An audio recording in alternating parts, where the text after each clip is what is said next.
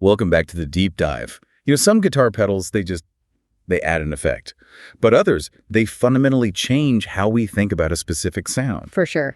And today, we're taking a single piece of gear, just a standard stomp box, improving how it redefined the whole concept of guitar compression. We're going deep into the BAW-SS CP1X compressor, which hit the market back in 2016. This is a fantastic choice for a deep dive because compression is so often the least understood effect on a pedal board. It's the silent hero. It is, the silent hero, but traditionally it's also been the source of the most frustration for players. Exactly. So our mission is to understand the technological breakthrough that BAW-SS achieved here.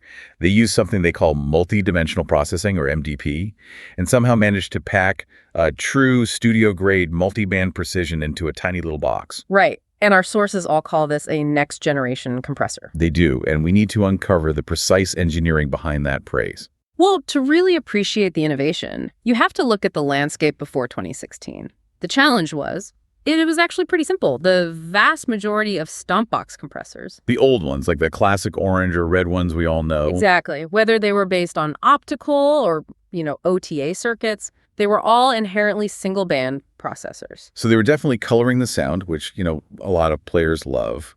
But they were also just limited by the tech, right? Precisely. They treat your entire guitar signal from the lowest bass string to the highest harmonic as one massive frequency lump. Just one thing. Just one thing. So when the compressor hits its threshold, it just squeezes everything uniformly. Imagine trying to sculpt a statue by squeezing the entire block of marble at once. Yeah, you can't. You just end up with a mess. And the classic results are that your low end becomes muddy or overly squashed, or your clean treble frequencies just get dulled. They lose all their life. The CP1X was built specifically to solve this exact problem. Okay, let's unpack this then. What exactly is MDP, multidimensional processing, and why does it create such a huge architectural gulf between this pedal and those classic single-band designs? The MDP engine turns the CP1X from a simple squashing tool into a true dynamic analysis tool. The core difference is that it operates as a multiband dynamic processor. Okay. So instead of that one big lump of frequency, it's listening to your guitar signal and instantly splitting it into multiple independent frequency bands. And what happens once the signal is split up like that? This is where the intelligence really comes in. It analyzes the specific dynamics of each of those bands on its own and applies compression only where it's truly needed. Oh, okay. Think about it. A sustained low E string has completely different dynamic needs than, say, a sharp plucked high G string. Right, totally different envelopes. Totally. And a traditional compressor would have to apply the same fixed attack and release time to both of those notes, leading to either a slow, muddy low end or a fast, dull high end. But the CP1X can actually treat those two things differently, in real time. Exactly. It can apply a lightning-fast attack to the high frequencies to tame any harsh pick attack and maintain clarity, while at the same time applying a much slower, more musical release to the bass frequencies, so they decay naturally without any of that unwanted pumping. The pumping, that's the word.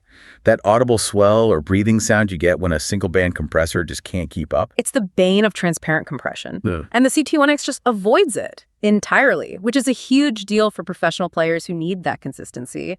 This technical reliability means it's also especially good for extended range instruments. Your 7 and 8 string guitars. Yeah, where controlling those massive, hot, low frequencies it's everything. The MDP engine processes those complex signals without ever falling apart. Okay, here's where it gets really interesting for me, because this sounds like some massive rack-mounted digital brain.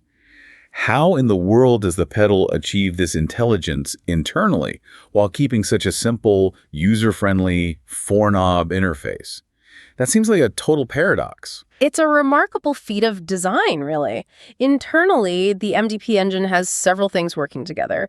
We mentioned the real-time frequency analysis, but the key to its intelligence is the adaptive attack and release. Adaptive, so it's changing on the fly. Right. The pedal doesn't rely on fixed timing. It adjusts the attack and release parameters automatically based on what you're playing. So the player sets sort of macro-level direction, and the pedal fine-tunes the microseconds. Precisely. You hit a hard strum, it reacts one way. You play a gentle, sustained note, it reacts completely differently. It also features intelligent harmonic compensation. What does that do? It makes sure that when it compresses the main note, it doesn't accidentally flatten or destroy all the crucial overtones that give your instrument its character and, its air. That harmonic compensation must be why players describe it as sounding three-dimensional instead of just flattened. Absolutely. And under all of this, you've got an extremely low noise floor and studio-grade headroom. That headroom is vital because it means the pedal can handle the hottest active pickups or the loudest boost signals without clipping. A huge issue with vintage-style compressors. Okay, let's focus on those controls then. Level, attack, ratio, and compression. If the pedal is doing so much on its own, what are these knobs actually for? It almost sounds like the machine is doing all the work. Well, the 4 knobs are designed not for surgical fixed timing, but for tonal shaping, for flavor. They give you macro control over the compression style. Okay, give me an example with the attack knob. If the pedal is already adapting the attack time, what is that knob actually doing when I turn it? The attack knob is all about transient shaping. So if you set it fast, you're telling the MDP engine, hey, I want a tighter, more immediate sound.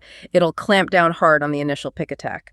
But if you set it slower, you're telling the engine to let more of that initial thump pass through before the compression kicks in.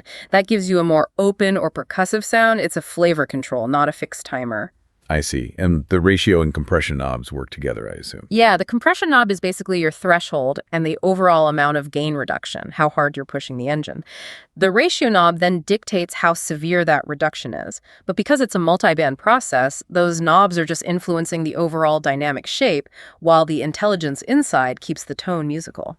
Now, with this kind of subtle, transparent compression, it can be really hard to tell how much work the pedal is actually doing in a live mix.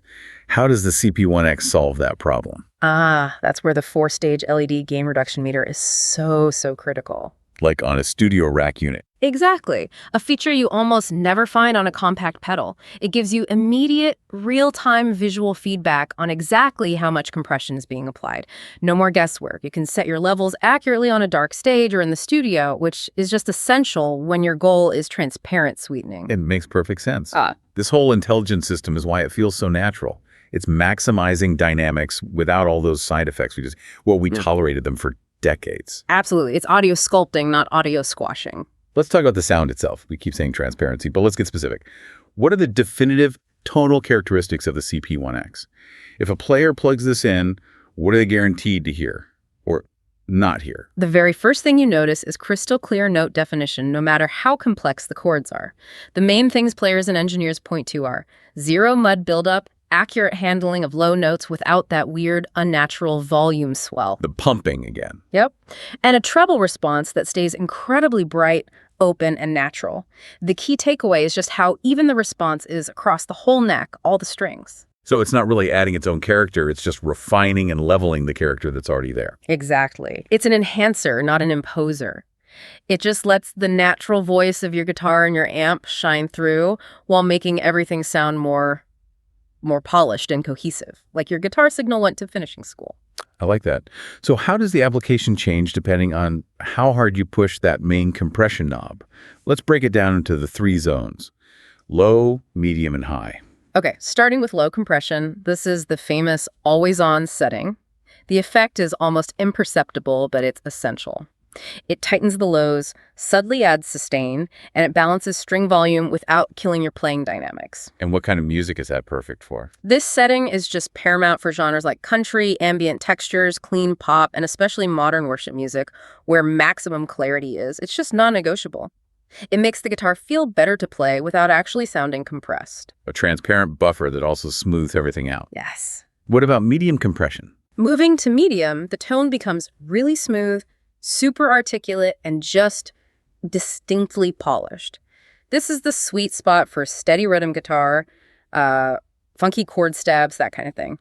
It ensures every note in a fast run of 16th notes is delivered at a consistent volume. Gives your rhythm track a lot of punch. Incredible punch and Sure. authority, yeah, without the tone becoming thin or weak. Okay, and finally, when we crank that knob to high, does the digital engine finally start to sound harsh or, artificial? This is where the MDP tech really proves its worth.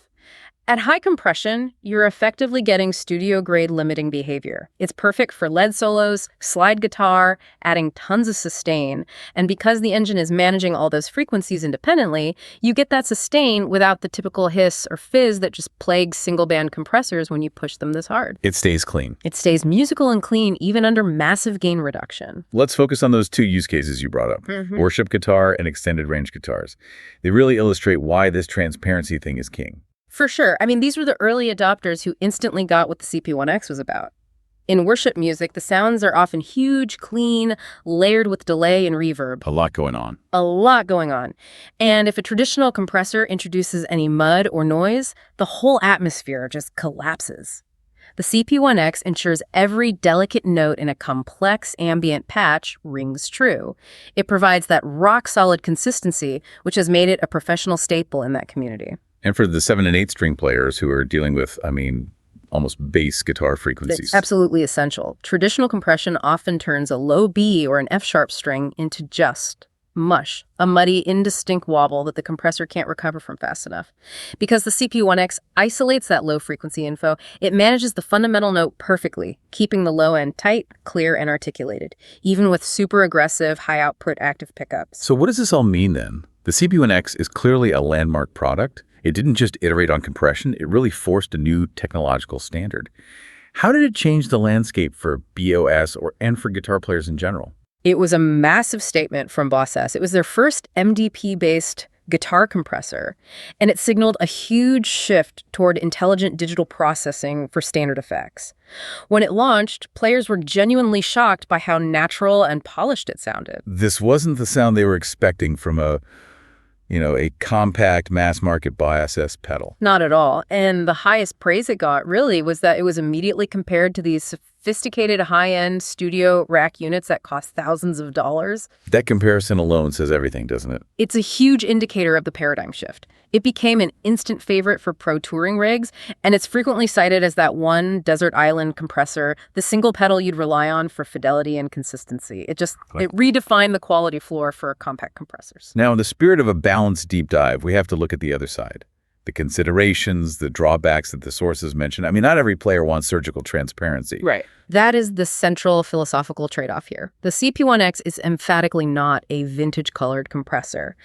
If a player is looking for that specific sound, that heavy, audible squish and the warm coloration from an old Dynacomp or a classic optical unit, this isn't it. The CP1X will not deliver that. It is designed to be, unseen, unheard, and uncolored. So it's really a pedal for the modern player who puts fidelity above nostalgia. Precisely. It has that refined, modern digital engine feel. And yeah, the price point is higher than a lot of compact analog compressors, but the sources all agree that the advanced tech inside that durable Boss S enclosure completely justifies the cost. You mentioned one final consideration that I find really fascinating, that the pedal is, paradoxically, almost too good. Yeah, and it's a weird thing to say, but because the compression is so accurate, so artifact-free, it actually reveals exactly what you're playing. Nowhere to hide. Nowhere to hide.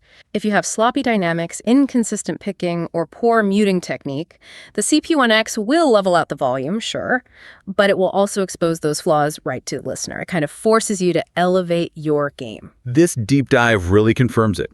Boss S successfully delivered a true studio-quality multi-band dynamic processor disguised as a durable little stomp box.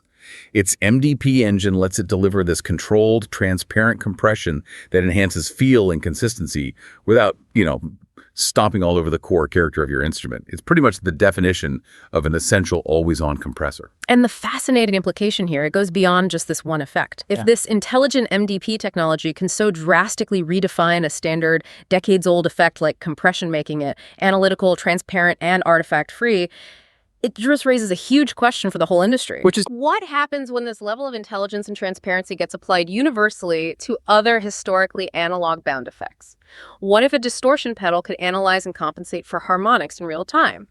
Or a delay could adapt its repeats based on your playing tempo? What new possibilities open up for clean, complex tone sculpting? That's the future that the CP1X really kicked the door open to.